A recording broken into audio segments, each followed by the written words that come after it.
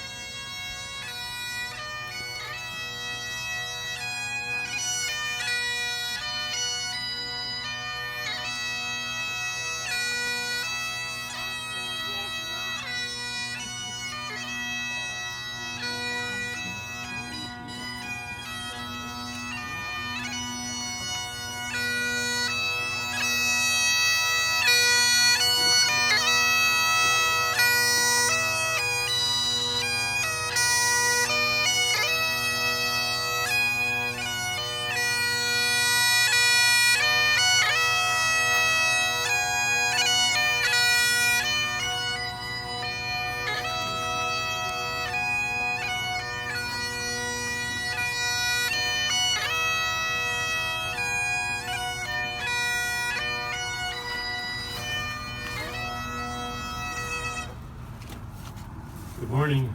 On behalf of Brittney and Ed, we want to take this opportunity to welcome you here this morning. Beautiful, beautiful day to celebrate their marriage, where they're being joined in holy matrimony with you, family, friends, and extended family, church families. We're so grateful that you are here. Since God created human beings, since the beginning of time, marriage has defined God's ideal way in which a man and woman should live together. And now with that in mind, I ask, who presents this woman to be married to this man? Ed, please claim Brittney.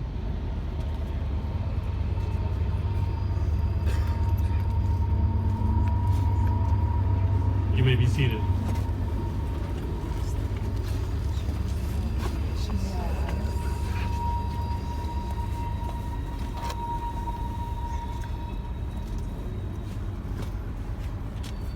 What a special day.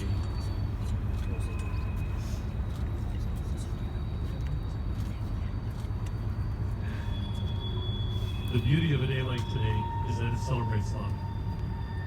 I'm not sure that there has ever been a wedding for which a man has prepared more. Would that be about right?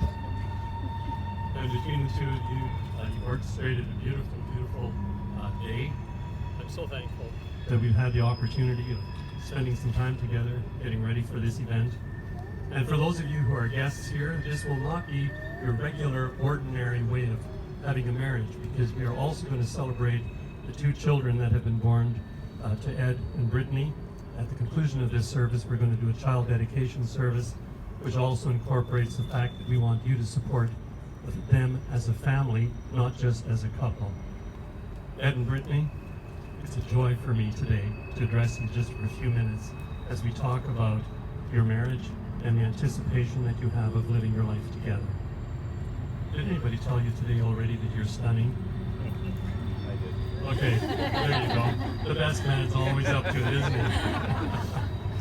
That's awesome. And it's so wonderful to be able to talk a little bit about what it means to be married and in love. There's a couple of verses in 1 Corinthians 13 that I want to highlight today. These are verses that talk about love. Love is patient, love is kind, love is not boastful, love does not envy, love is not self-seeking, love is not proud, love keeps no record of wrongs. And then at the very end it says, other things will fail, but love never fails. Just a couple of thoughts about that passage as we've talked about it, as we prepared for today. The whole idea that love is something that is patient is something that so often lacks in relationship. It's so easy for us to become angry, and we often become angry at the person that we're the closest to. This tells us that if there's true love, and I would suggest that the word should be prefaced by covenant love, which is the word covenant faithfulness, which is what God does in his relationship to us.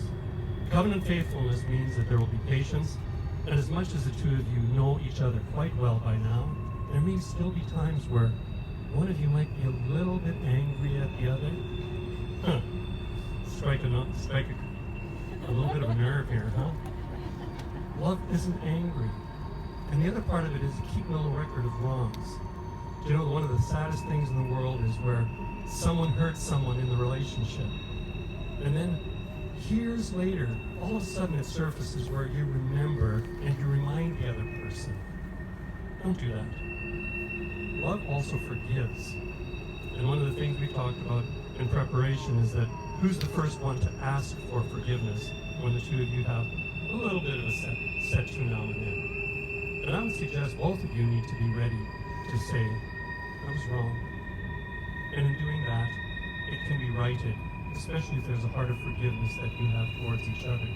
Ed, you said today we're doing things to make things right. And I think that's a very noble way of approaching the day.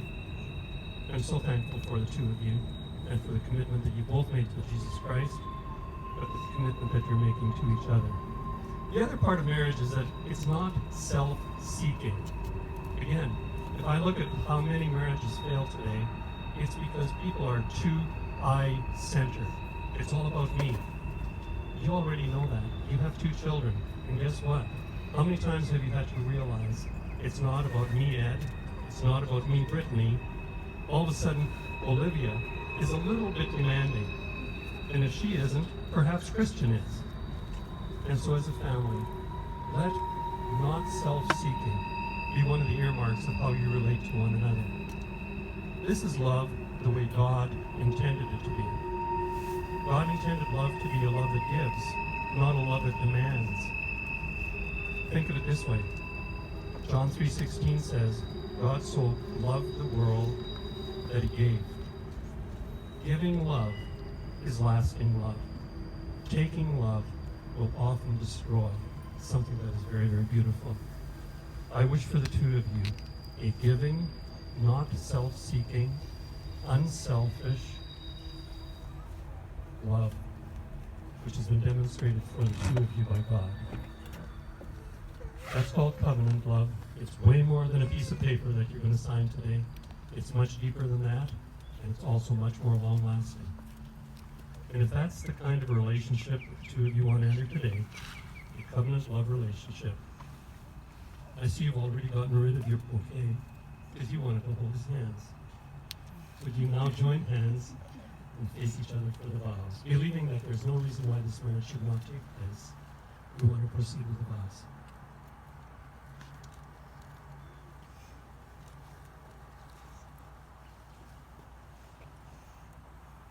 I'll address myself first of all to you, Ed. Ed, or Edward, in honor of your dad, right? Henry Edward.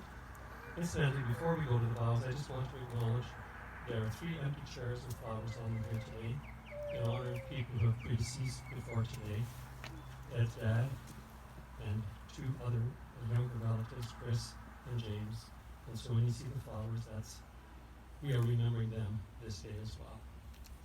But now time for the vows.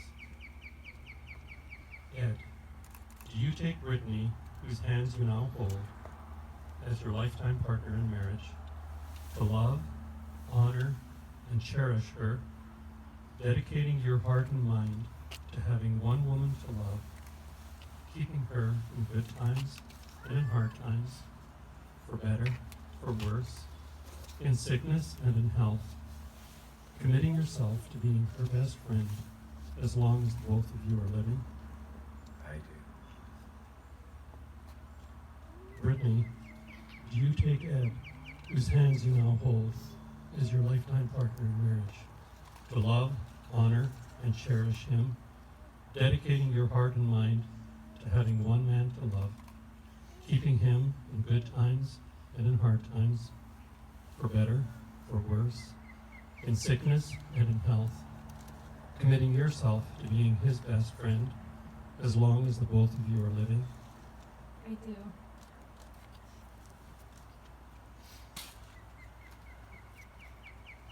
I would then ask you to repeat after me. I, Ed, I, Ed, take you, Brittney, take you, Brittney, to be my wife, to be my wife, to laugh with you in joy, to laugh with you in joy, to grieve with you in to sorrow, grieve with you in sorrow, to grow with you in love, to grow with you in love, to be faithful to you alone, to be faithful to you alone, as long as we both shall live. as long as we both shall live. Brittney, please repeat after me. I, Brittney, I, Brittney, take you, Ed, take you, Ed, to be my husband, to be my husband, to laugh with you in joy, to laugh with you with joy, to grieve with you in sorrow, to grieve with you in sorrow, to grow with you in love, to grow with you in love, to be faithful to you alone, to be faithful to you alone, as long as we both shall live. as long as we both shall live. To seal the relationship that you have just made committed to each other, I would now ask for the rings.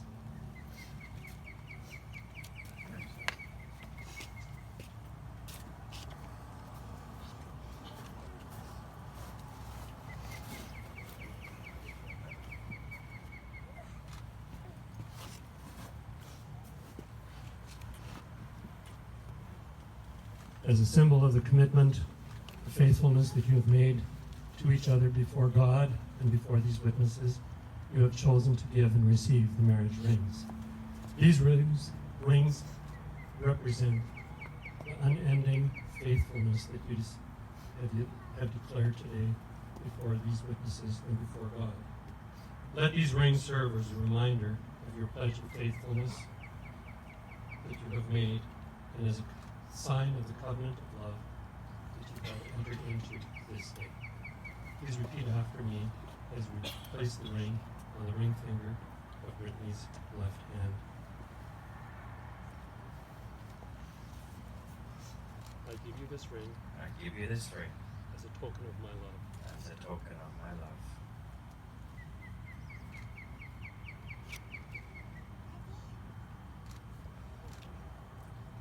Brittney, likewise, would you place the ring on the ring finger of Ed's left hand and repeat after me? I give you this ring I give you this ring as a token of my love. as a token of my love.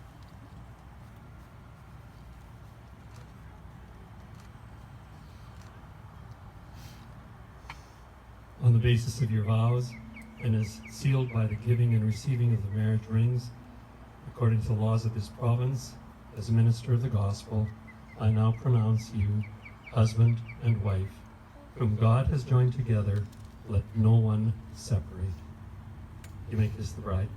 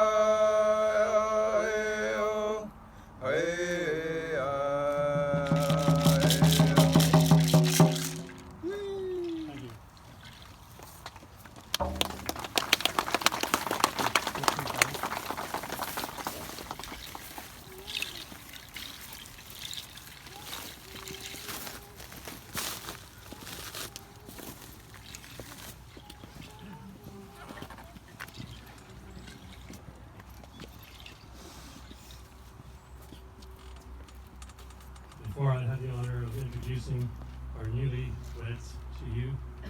They have asked whether we would do a child dedication service for their two children, Olivia and Christian. Thank you. I'd also like to call Pastor Sandy to come and join us for this. Last Sunday in our congregation, we had a child dedication service for Sandy's granddaughter.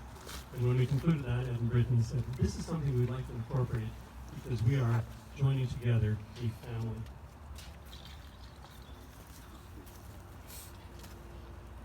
So Olivia Grace, born June 28th, 2015, and Kristen Edward James, born May 27th, 2017.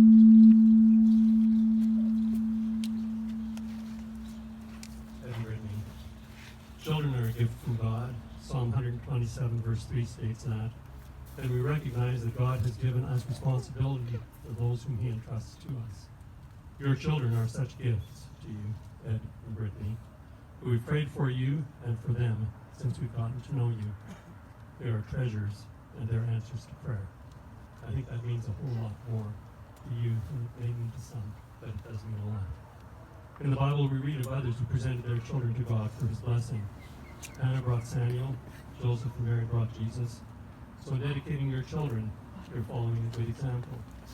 Today, following the public commitment that you've made to each other before God and before these witnesses, you've chosen to dedicate Olivia and Kristen. Grandparents, uncles, aunts, cousins, friends from the community, and friends from the church are here to support you in your roles as mother and father. Ed and Brittney, the primary task of raising Olivia and Kristen will fall on you, but as evident in your desire for God's blessing and the church's support, we want you to know that you're not alone in this. I'm sure you will pray for your children, but so will your extended family, and so will your church family. Your life example will be the greatest influence as they see faith and integrity lived by you at home, on the job, while you play, and while you relax. They are gifts of God to you, but you are also gifts of God to them. Do you agree to raise your children according to the directives of the Bible, to love and honor God, to respect others, and to seek to instill faith as you raise them in a supportive environment of faith and love? We do. Now, this is where you come in. Do you stand with Ed and Brittney as they seek to raise their children as godly parents, to pray for them, to encourage them, to assist as you are able, as opportunity arises, and in the community, make their task easier in bringing Olivia and Christian to a place of maturity and grace? We did. I've asked Pastor Sandy to offer one of the prayers for the children and for the family, and I'll do the other. Join with me as we pray. Creator, life giver, and love bringer. Father God, we come before you with a heart of gratitude. We are so grateful for Ed and Brittney and for Olivia and Christian and how you have gifted them to this beautiful couple. And God, as they have joined their lives together in a covenant relationship before you, and now bringing their children before you to say that they want to walk in the ways of your love, to be not self-serving, but sacrificial, to live in a way that honors and respects other people and acknowledges others as being created in your image as well. That they're going to walk in a way to raise their children up to be great leaders of this next generation. And Lord Jesus, would you please empower them with the gift of your wisdom and of your spirit to give them the strength and the energy that they need day by day, moment by moment, to walk with their kids in a way that is honoring to you, and to raise them in a way that will glorify you. And so Jesus, we pray for your love to just overflow in them as parents, to their children, and then to the world around. Jesus, and we ask your blessing. May you make your face to shine upon them and their family. In your name, amen. Father, I want to continue this prayer. I pray especially for Olivia and Christian as they grow up. I pray that you would surround them with a community that loves them, that embraces them, that gives them the opportunity to grow and mature in ways that may surprise even them and us. I pray that you would surround them with good friends, when they go to school, give them teachers that love them, that understand them, and allow them to reach their full potential. Protect them, keep them safe, allow them to enjoy the love of mom and dad, and more than anything, allow Ed and Brittney to live their lives in such a way that their children are just honored to be part of this family. We commit all of them to you, in Jesus' name. Amen. Ladies and gentlemen, it is now my honor and my privilege to introduce to you as husband and wife, Ed and Brittney Klopp.